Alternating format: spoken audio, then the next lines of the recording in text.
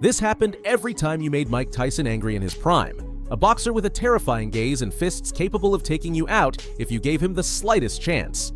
He was the embodiment of danger, and if you made him mad, you automatically landed on his blacklist.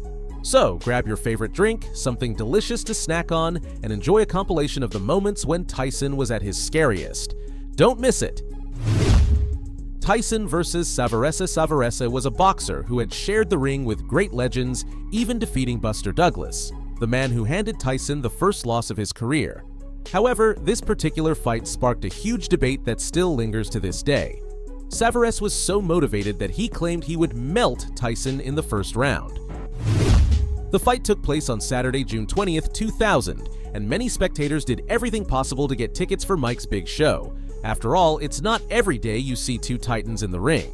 The fight was scheduled for 12 rounds, but it only lasted a few seconds.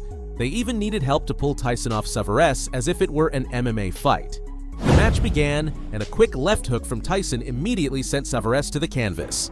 That Tyson threw was like a kick from a horse, and the first one he throws. The count started, and Savaresse managed to get back up, only to be charged at again by Tyson, who kept hitting him even after knocking him down.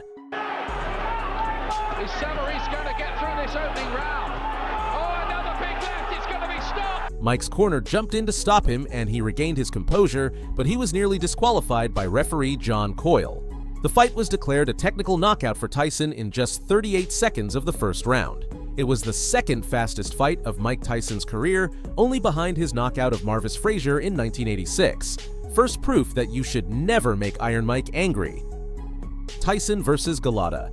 In October 2000, Tyson faced a controversial figure named Andrew Golota. Golota was part of boxing's elite, but he had used dirty tactics in several fights, such as headbutts, bites, and low blows, to gain an advantage over his opponents. He had promised the public an unforgettable showdown against Tyson, but Iron Mike wasn't about to let a clown tarnish the name of boxing.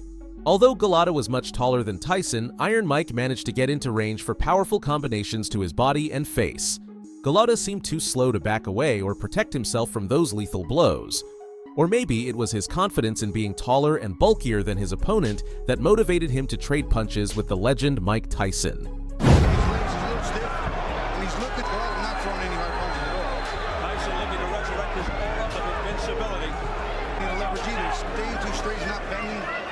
Using that height and that reach.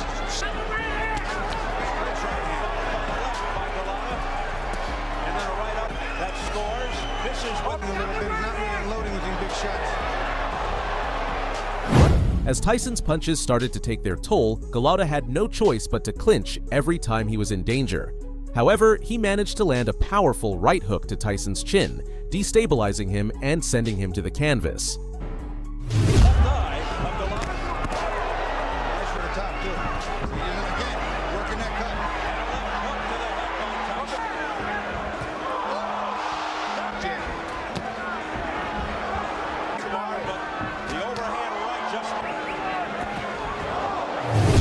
Golota got back on his feet and finished the round, only to be examined by his corner. But the cameras captured the moment when Andrew told his trainer to stop the fight.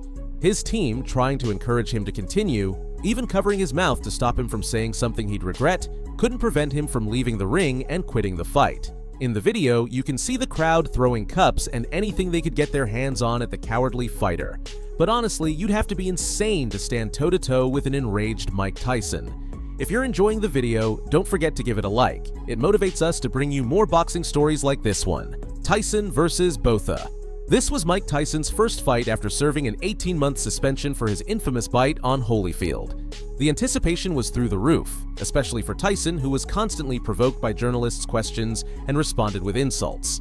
Once the fight began, Botha, despite being larger and bulkier, relied on a dirty strategy, clinching or holding on to Tyson whenever he felt in danger. Wait, I want to see how he holds up. Quietly waiting for his opening. There's one. Two. He doesn't look afraid. He's standing right in. If he doesn't get in, and he'll be punching. That jab, you're right. And he hasn't done it. He hasn't done it past the jab. Just like against Golota, Tyson had no trouble closing the distance and getting into range to strike his opponent. However, tensions quickly escalated. During one of Botha's clinching attempts, Tyson forcefully struggled against him, hurting him and landing several punches to his face, even as the referee was trying to separate them. Holyfield did. And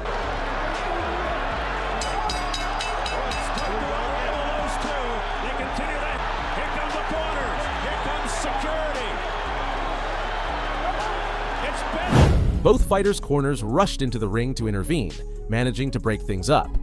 The fight resumed, but both men received warnings, especially Iron Mike. As soon as the action restarted, the exchanges of punches intensified, with Botha taking the worst of it and failing to retreat in time. Then, a powerful right hand landed flush on Botha's face, sending him crashing to the canvas. Knowing the kind of fighter Iron Mike was, the referee was quick to intervene to prevent further punishment. This is an alley fight, a straight fight. This is the kind that interesting. Clearly, most people thought that Tyson would come out. Tyson slips and both is caught. Knowing the game, as a referee, I've seen many of them take Tyson shots that we've seen him hit people. Not once. Now you go. Tries to open it up, does Tyson. till he recovers. Again. But Tyson Shot fighter when you can't get off punches. Botha tried to get back on his feet but collapsed again. The referee, with Tyson's help, prevented him from hitting his head as he fell. The fight ended by knockout, another legendary moment for Mike Tyson, a man you simply do not want to make angry. Tyson versus McNeeley Iron Mike stared at McNeeley's face as if he were nothing more than a punching bag. However, this wouldn't be an easy fight. The Hurricane McNeeley was relatively unknown, but just one look was enough to see that he packed serious power in his punches. But there was more to this fight than just a clash in the ring. To put things into context, Tyson had been arrested in 1992 for crimes against Desiree Washington and was sentenced to 6 years in prison. He was granted parole in 1995, and this was his first fight after being released. To add fuel to the fire, McNeeley had made bold statements in interviews, claiming that Tyson had stained the name of the sport with his actions. He even invited everyone to watch as he, in his own words, would kick Tyson's ass on Saturday night. Meanwhile, Tyson just smirked mockingly. That's why Tyson looked at him like he wanted to destroy his soul. He had no mercy, and in the next few minutes, McNeeley would find out the hard way. From the very first round, McNeeley tried to prove why he had his nickname by charging at Tyson, perhaps in an attempt to intimidate him, but things wouldn't end well for him. A brutal right hand from Iron Mike sent him crashing to the canvas. However, he managed to recover quickly. The referee started the count, but it didn't take long before the exchanges resumed. It looked competitive, but Tyson showed no sign of being bothered by McNeeley's aggression. However, McNeeley resorted to dirty tactics to gain an advantage. At one point, he clinched and, in what seemed like an attempt to break free, landed a headbutt right on Tyson's face. Big mistake. After the headbutt, Tyson unleashed a flurry of punches that McNeeley couldn't answer.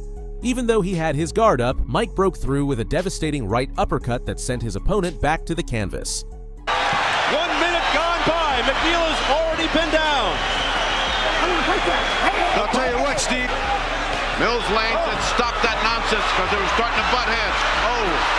Tyson with a left hook right up. Following this, the fight was stopped by technical knockout while Tyson smiled, once again proving that trash talkers always paid the price.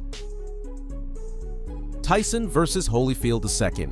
Known as the most controversial fight in Mike Tyson's history, the rematch between Tyson and Holyfield took place on June 28, 1997. But this fight had serious context. Holyfield had taken the WBA title from Iron Mike by knockout in their previous bout. A victory shrouded in controversy due to multiple headbutts, though it was ultimately Holyfield's fists that did the real damage. Don King, Tyson's promoter, wasted no time in setting up a rematch between the two stars. The fight broke box office records and became one of the most talked about events in boxing history. The tension in the arena was almost tangible. Both fighters stared at each other with an undeniable hunger for victory. The fight itself was focused on close-range exchanges, but every time things got dangerous, Holyfield resorted to clinching. Tyson kept looking at the referee, expecting a warning or some kind of penalty, especially as Holyfield started using his head to land blows. He said, I'm going to let this guy get pushed back. Right? Left hooks by Evander Holyfield. Combination of the head. Evander we didn't see in the first fight. He looks over to Mills Lane. There's a cut around the right eye of Mike Tyson from a... Over the top. Mike throwing a nice right hand, we see. Get started. Round two, very bad for Tyson with that bad cut. Showing his strength. A sense of urgency here. Cut to the head of Holyfield. A right hand by... Then, in a shocking moment, the cameras captured Holyfield clinching again, only for Tyson to suddenly bite his ear severely. Have in the first fight.